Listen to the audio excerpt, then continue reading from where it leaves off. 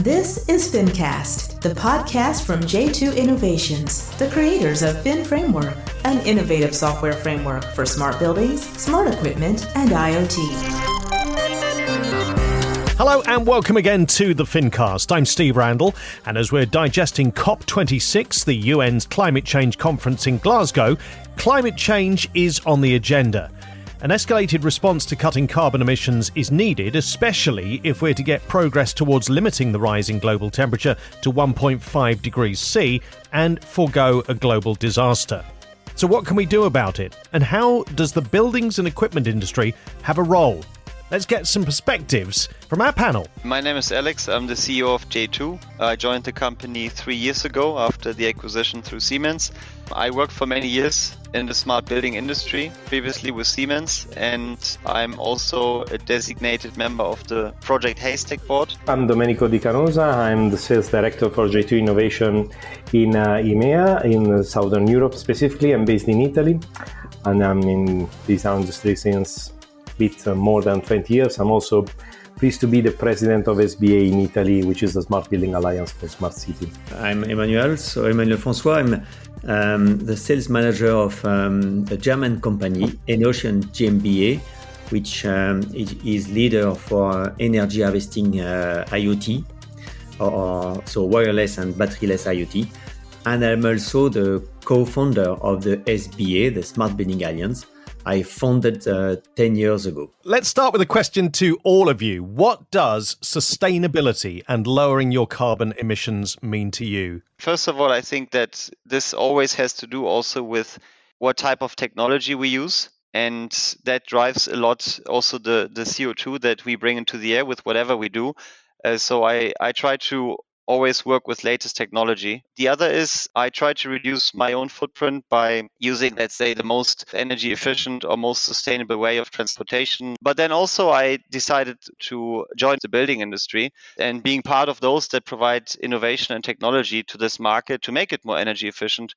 Excellent. Emmanuel? Use less resources for at least the same service. Optimize the use of existing equipments or existing buildings, and enable that the solution which are in place can be used for many services and can last also as long as possible. Fantastic. Domenico, what does sustainability and lowering your carbon emissions mean to you? If you are thinking to do something, think twice and try to don't do it if it's not strictly necessary. Use the lowest impact possible, let's say, energy for doing something like heating your house. It's very important that we use whatever we have, let's say, rather than build on top or, doing something complicated for do what we want to do. Yeah, absolutely. Now, I mean, one of the big things that we knew anyway before COP26 was that buildings use a lot of energy. They contribute a lot to climate change. You've worked in the buildings industry for a long time, Domenico. What are the challenges faced by buildings regarding energy use? Well, first of all, the majority of the buildings that we have in Europe is quite old.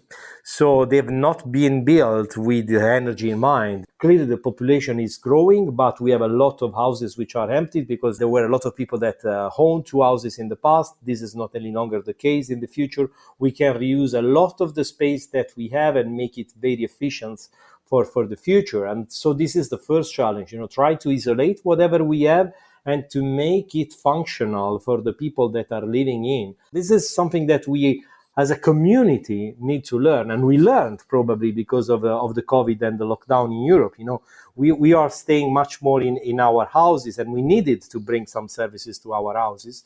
Now it's time to make it efficient, and to make it using less energy possible. It's true, the home market is a big one for sure, but I think also if we look at the commercial buildings, and commercial is spanning widely, right?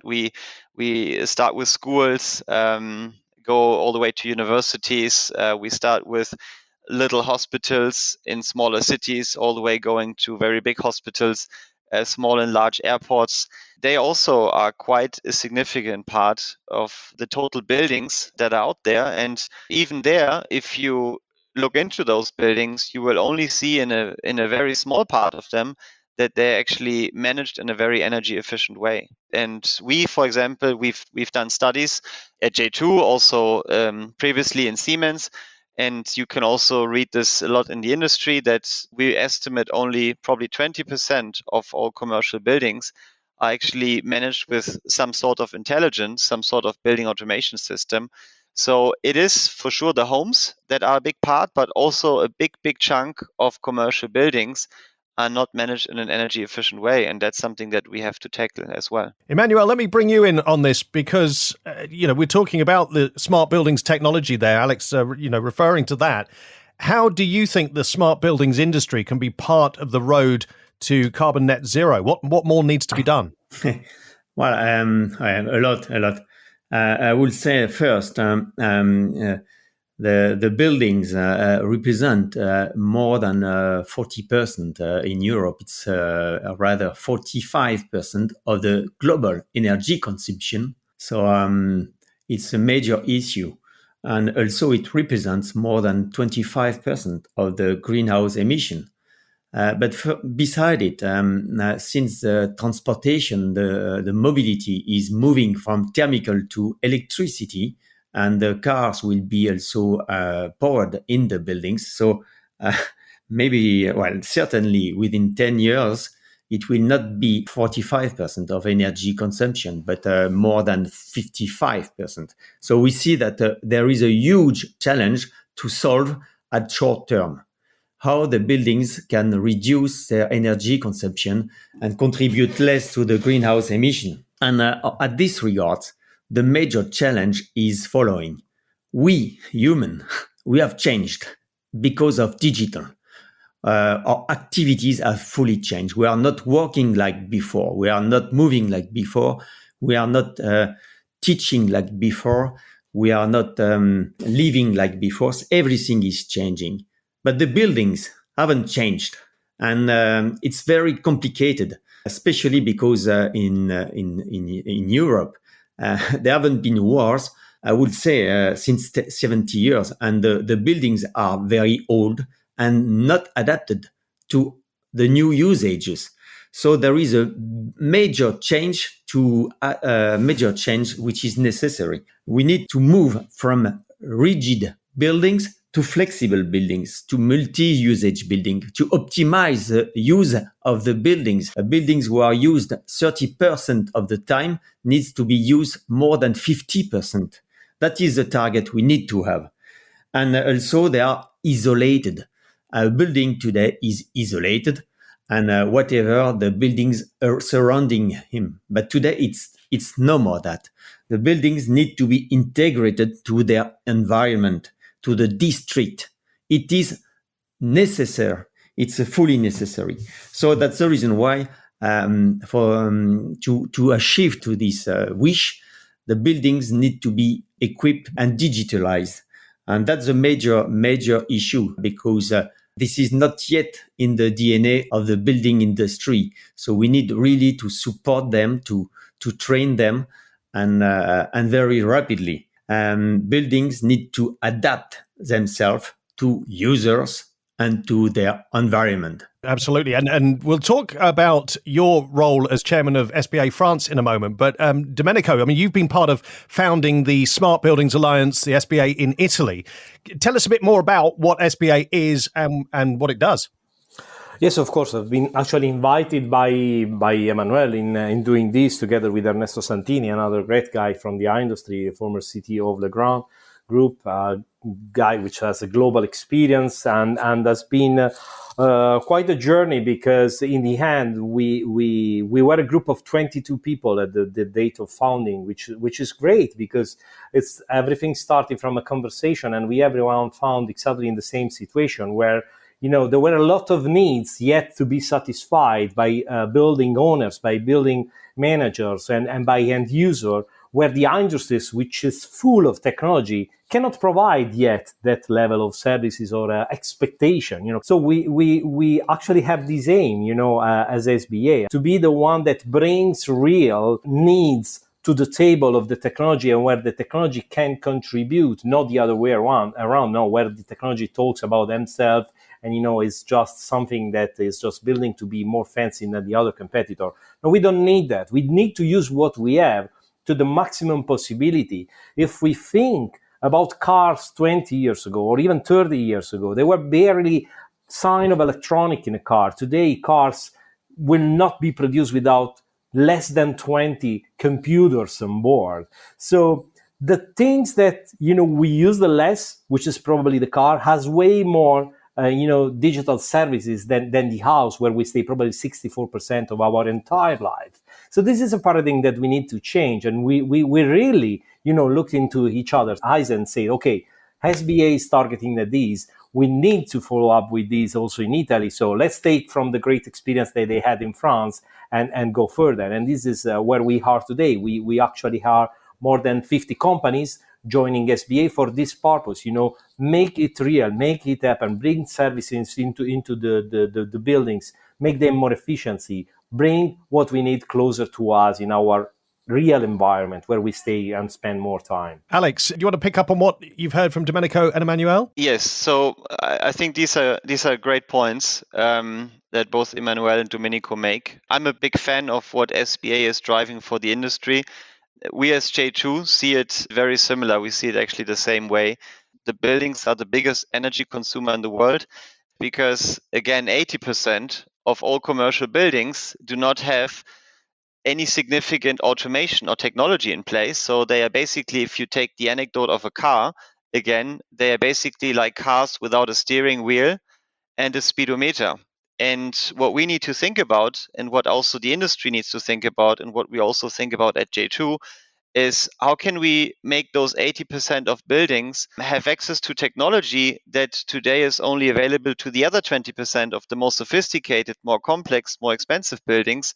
We've been looking into some buildings in the US during the peak of the pandemic last year, and there were office buildings with almost no occupants in the building. So it went down from 80% utilization to 5%.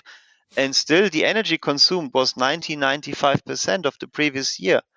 And why is that? Because no one is actually looking at those systems. They continue to run in the old fashion. They might even sometimes have sensing technology in them, but they don't have the brain that is able to bring together, for example, space utilization and what you need to bring in with regard to heating and cooling into such buildings. Now, Emmanuel, we've heard Domenico say what SBA Italy does. Is it similar in France? And where is the industry now? Is this being adopted well?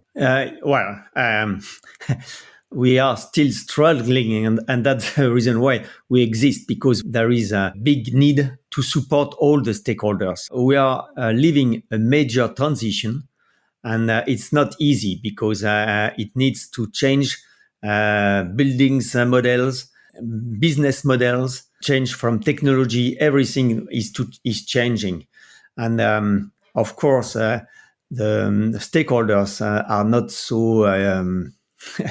It's not so easy for them, but they have no choice, and more they understand they have no choice. Two things are accelerating beside the COVID we lived. The first one is cybersecurity, because you have digital everywhere, in every device. If we don't care, anyway, there is a big risk. There are no reference framework on which all the stakeholders can rely on. We are going in a big mess. And the second point is this mutation from thermical car to electrical car. And here too, if the buildings are not equipped by digital and with interoperable systems to enable smart energy or smart control of the energy, it will be also, I would say, a mess, and quite rapidly within the next 3 to 5 years. Because when every inhabitant or Europeans will want to charge their car at 8 o'clock in the evening, it will not work. So of course that we will need digital. Since SBA started 10 years before all, we are now in advance with a concrete reference framework, digital trust framework for all stakeholders on which they can rely. And that's the reason why I think we have a nice opportunity to extend SBA in all Europe for the common good. And that's what is driving us. Thanks, Emmanuel. And Domenico, how do things differ from your perspective? In Italy, we have this plan of connectivity for every building, and this plan for incentivizing people in refurbishing the buildings with a mix of isolation plus automation, where the government gives you more than you spend actually to refurbish the building and to cover all the bank costs, which is a big generator of demand that cannot be faced, as Emmanuel was stressing, without knowledge about IT and without knowledge about connectivity, because it's not bringing IoT cloud connected devices that we are automating houses or buildings. This is just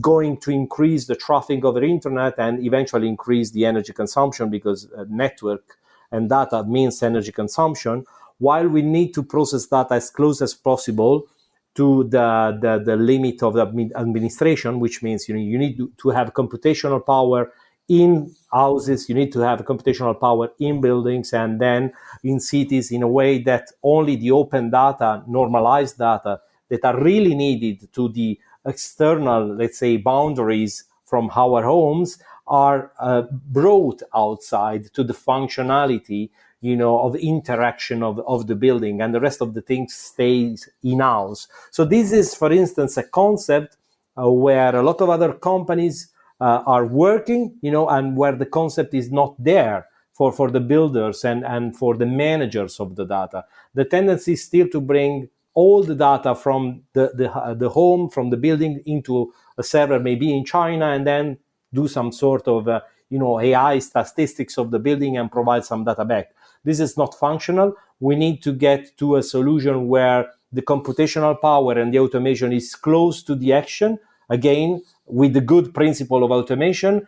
And it's something that is a mix in process and not. We need to underline that there is smart building. So smart building is a building equipped with automatism and also digital. And there is smart building ready to service. And that's the difference we underline by SBA, because smart building ready to service, so that's the framework we are promoting, is of course scalable, is sustainable, and is ready to be integrated in a smart district, because open data, interoperability, and IP convergence. And because of these 3 points, which are clearly defined, it enables the smart buildings to be really integrated in a smart district or the smart territory, which is not fully the case of just a digital building, which is not following a strict framework. Brilliant. And Alex, final word to you then. What is your vision for the future of the industry, and how do you see J2's strategy and focus being linked to that? I think the challenge we have overall in the building industry is that there are so many different players involved: facility managers, building owners, building tenants. And it's a little bit different from, for example, the automotive industry, where you can look at these 2, 3, 4, 5 companies where you can say, look, there is ways to go to achieve your innovation. For example, for the automotive industry, get the electrical cars on top of your agenda. In our building industry, it's a little bit more complex because it's so fragmented. There's so many different players. Every region is different. Every building is different also. So I think we will need a lot of good communication between all the different stakeholders. We need a lot of alignment and collaboration. And this is why also Smart Building Alliance is such an important part of that, because we need to have that communication between the manufacturers, the facility managers, the enterprise real estate managers, and so on and so forth.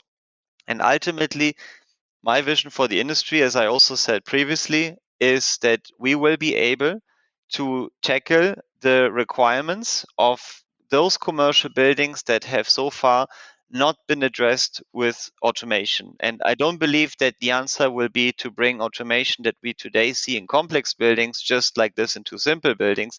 I think we need to simplify things. We need to simplify our technology. And this is also what J2 is attempting, so that also in smaller simpler commercial buildings, that steering wheel and that speedometer can be added, and then over time with other services like integration into the grid, integration to the entire city landscape, and what is offered there in services, we can bring those buildings from being not smart at all to getting smarter and smarter and smarter over time, to finally really only consume the energy that they really need in order to provide the tenants with good comfort in good quality. And ultimately, I think it's a lot about, yes, us as J2 as a company, maybe, and other companies in this environment, but I think it's also a lot about legislation changes, and therefore I'm happy about the COP meeting. I'm happy about what the European Union is starting with EPPD extensions, but it needs all of us, legislation, industry, owners, users,